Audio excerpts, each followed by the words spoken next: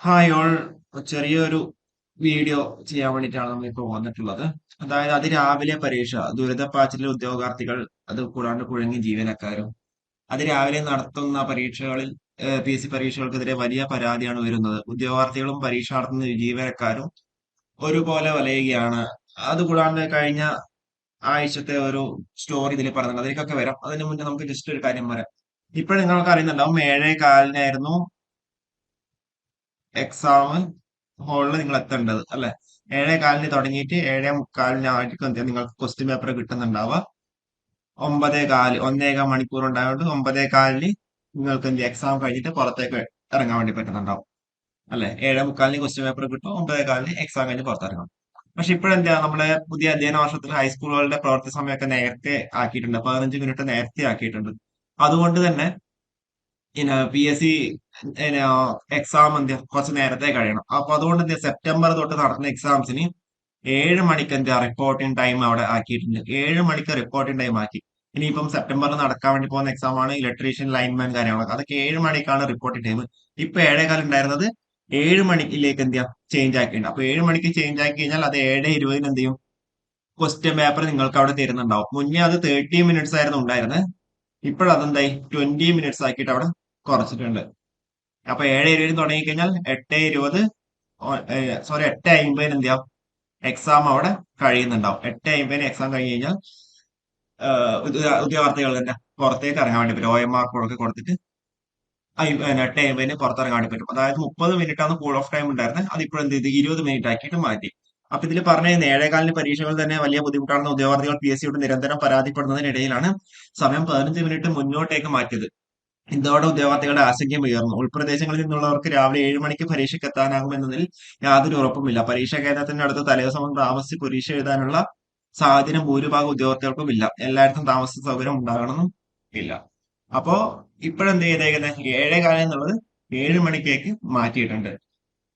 അതിലിപ്പം പറഞ്ഞതെന്ന് വെച്ചാൽ മറ്റു വഴികളൊന്നും ആലോചിക്കാതെ പി എസ് സി എന്നുള്ള രീതിയിലാണ്. ഇപ്പം മെയിനായിട്ട് പറഞ്ഞെങ്കിൽ സെപ്റ്റംബർ 26 നടത്തുന്ന ഇലക്ട്രീഷ്യൻ എക്സാം എല്ലാം എന്താ രാവിലെ 7 മണിക്കാണ് സ്റ്റാർട്ട് ചെയ്യുന്നുണ്ടാവും. 7 മണിക്കാണ് റിപ്പോർട്ടിംഗ് ടൈം. അപ്പൊ നിലവിൽ ഒരു ദിവസം ഒരു പരീക്ഷ എന്ന രീതിയിലാണ് പി എസ് സി കലണ്ടർ തയ്യാറാക്കുന്നത്. വിവിധ തസ്തികൾക്ക് അപേക്ഷിക്കുന്ന അപേക്ഷകർക്ക് ബുദ്ധിമുട്ടുണ്ടാകില്ലെന്നതാണ് ഇതിന് കാരണം. എന്നാൽ യോഗ്യതകളിൽ സമാനതകളില്ലാത്ത തസ്തികകളിലേക്ക് ഒരു ദിവസം തന്നെ പരീക്ഷകൾ നടത്തുന്നതിൽ തെറ്റില്ലെന്ന് ഉദ്യോഗാർത്ഥികൾ ചൂണ്ടിക്കാണിക്കുന്നു. അവധി ദിവസങ്ങളിൽ രാവിലെ 2 തസ്തികകൾക്കും ഉച്ചകഴിഞ്ഞ് 2 തസ്തികകൾക്കുമായി ഒരു ദിവസം 4 പരീക്ഷകൾ വരെ നടത്താനുള്ള സാധ്യതയുണ്ട്. കാരണം ഇത് ജസ്റ്റ് 1.5 മണിക്കൂറാണ് എക്സാം വരുന്നത് അല്ലെ. ഇത് പി എസ് സി പ്രയോജനപ്പെടുത്തണമെന്നാണ് ഒരാവശ്യം. പൊതു അപേക്ഷകർ ഉണ്ടാകുന്ന പക്ഷം അവർക്ക് ഒരേ കേന്ദ്രത്തിൽ തന്നെ പ്രത്യേക സൗകര്യം ഒരുക്കാവുന്നത് മാത്രമേ ഉള്ളൂ. അതുകൂടാണ്ട് ഓൺലൈൻ പരീക്ഷകൾ വ്യാപിപ്പിക്കുക എന്നതാണ് മറ്റുള്ള ഒരു വഴി. കാരണം എന്ന് വെച്ചാൽ പി എസ് സിയുടെ പരീക്ഷാ കേന്ദ്രങ്ങളും കമ്പ്യൂട്ടർ സംവിധാനങ്ങളും ഉപയോഗിച്ച് ഒരു ദിവസം തന്നെ 3-4 തസ്തികൾക്ക് പരീക്ഷ നടത്താൻ വേണ്ടി പറ്റുന്നുണ്ടാവും. അപേക്ഷകർ കൂടുതൽ ഉണ്ടാകുന്ന പക്ഷം മറ്റു കോളേജുകളിലെ കമ്പ്യൂട്ടർ സംവിധാനങ്ങൾ കൂടി ഉപയോഗിക്കേണ്ടി വരും. ഇപ്പൊ 2,500 തൊട്ട് 10,000 വരെയുള്ള അപേക്ഷകരുള്ള പരീക്ഷകൾ ഇങ്ങനെ നടത്താവുന്നതേ ഉള്ളൂ. ഇപ്പം നമ്മുടെ ടെക്നിക്കൽ എക്സാംസിലൊക്കെ ഇപ്പൊ നടന്ന എക്സാംസിലൊക്കെ അപ്ലിക്കൻസ് ഒക്കെ വളരെ വളരെ കുറവ്. അപ്ലിക്കൻസ് ഉണ്ട്, പക്ഷെ കൺഫർമേഷൻ കൊടുക്കുന്നവരുടെ എണ്ണമൊക്കെ കുറവല്ലേ. ഇപ്പൊ KW ആണ് 6,000 7,000 വരെയുള്ളത്, യൂണിവേഴ്സിറ്റി ആണ് 6,000 ആ റേഞ്ചിലുള്ളത്. പക്ഷെ അറ്റൻഡൻസ് ഒക്കെ ഇതിനെക്കാട്ടും താഴെയായിരിക്കും ഉണ്ടാവുക. അതായത് കുട്ടികൾ കുറവായതിനാൽ പ്രവർത്തിക്കാത്ത കോളേജ് സ്കൂൾ കെട്ടിടങ്ങൾ കുറേയുണ്ട്. പ്രവൃത്തി ദിവസങ്ങളിൽ തന്നെ ഈ കെട്ടിടങ്ങൾ ഏറ്റെടുത്ത് പി എസ് സികൾക്ക് പരീക്ഷ നടത്താം.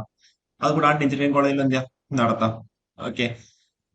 പിന്നെ ഇതിലൊക്കെ ന്യായീകരണം പറയുന്നത് വെച്ചാൽ അതിരാവിലെ നടന്ന പി എസ് സി പരീക്ഷകളിൽ ശരാശരി 60% പേർ പങ്കെടുത്തു എന്നാണ് കണക്ക്.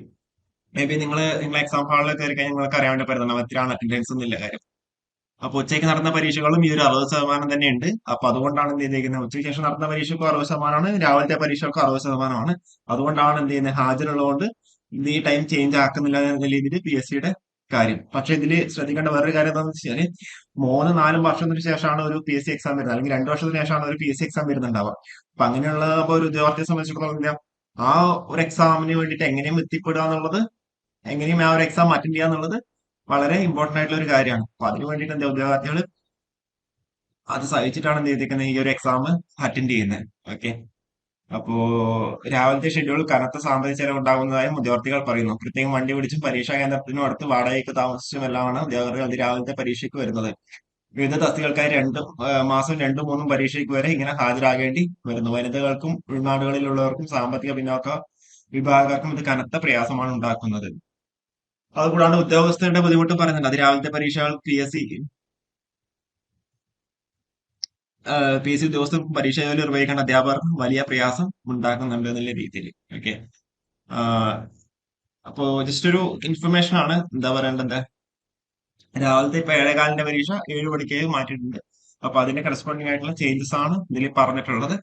അപ്പൊ അതുകൂടാണ് ജസ്റ്റ് ഒരു എന്താ പറയണ്ട ഒരു ആർട്ടിക്കിളും ഇവിടെ വെച്ചിട്ടുണ്ട്. നിങ്ങൾ ജസ്റ്റ് ഒന്ന് വായിച്ചു നോക്കാം. ഓക്കെ. അപ്പൊ ചെറിയ ഇൻഫർമേഷൻ പാസ് ചെയ്യാൻ വേണ്ടി വീഡിയോ ചെയ്യുന്നേ ഉള്ളൂ. പിന്നെ ഇതിൽ ശ്രദ്ധിക്കേണ്ട ഒരു കാര്യം എന്ന് വെച്ചാൽ പലരും എന്താ പറയുക കൺഫർമേഷൻ കൊടുത്തിട്ട് എക്സാം എഴുതാണ്ട് നിങ്ങൾ ബ്ലോക്ക് ആവോ, പ്രൊഫൈൽ ബ്ലോക്ക് ആവോ, അല്ലെങ്കിൽ കൺഫർമേഷൻ കൊടുത്തിട്ട് പരീക്ഷ എഴുതിയാൽ മാത്രമേ എന്താ പറയുക പ്രൊഫൈൽ ബ്ലോക്ക് ആവാതിരിക്കൂ എന്നുള്ള രീതിയിലൊക്കെ പലരും പല ഡിസ്കഷൻ നടക്കുന്നുണ്ട്. പക്ഷെ അതിൽ പി എസ് സിയുടെ സൈഡിൽ നിന്ന് ഒഫീഷ്യൽ ആയിട്ടൊന്നും വന്നിട്ടില്ല. പക്ഷെ പലരും പറയുന്നത് എന്താ ബ്ലോക്ക് ആയി എന്നൊക്കെ പറയുന്നുണ്ട്. ഉദാഹരണം നമ്മുടെ വീഡിയോയുടെ താഴെ തന്നെ കമന്റ് ചെയ്തിട്ടുണ്ട്. എനിക്ക് അതിന്റെ കൂടുതൽ ക്ലാരിഫിക്കേഷൻ പി എസ് സിയുടെ സൈഡിൽ നിന്ന് വന്നിട്ടില്ല. നിങ്ങൾക്ക് അങ്ങനെ എന്തെങ്കിലും അനുഭവം ഉണ്ടെന്നെങ്കിൽ താഴെ കമന്റ് ചെയ്യാം കേട്ടോ. ഓക്കെ. അപ്പൊ കൂടുതൽ അപ്ഡേറ്റ്സ് ആയിട്ട് വീണ്ടും കാണാം. Okay, thank you.